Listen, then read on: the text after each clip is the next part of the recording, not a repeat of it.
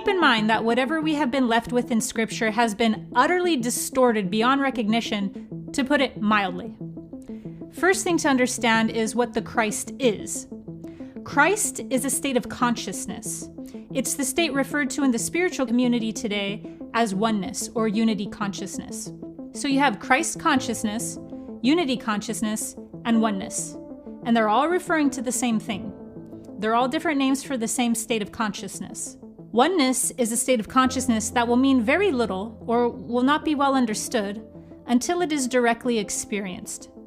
It can be described and explained, but if it's not directly experienced for the self, it will get lost in translation.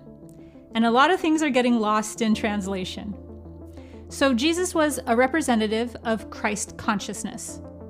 The core of Jesus' message was trying to teach people how to become a whole being by merging their masculine and feminine hemispheres into one, and by doing so, becoming spiritually sovereign.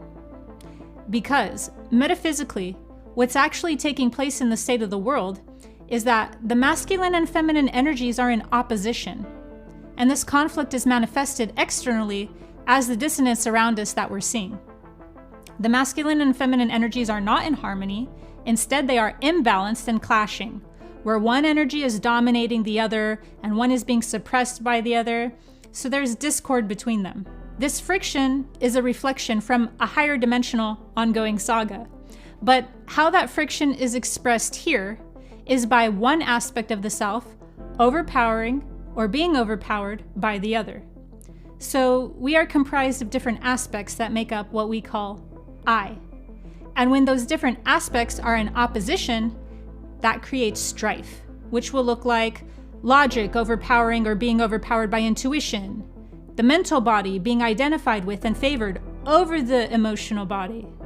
This also creates a very strong victim-perpetrator theme we're playing out, where they even switch roles in this dynamic since it is an ongoing infliction.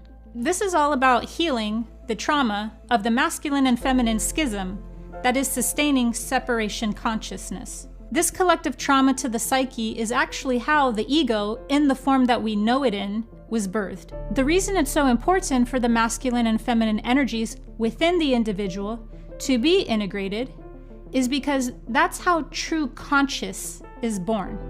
And until true conscious is born, a being does not have free will.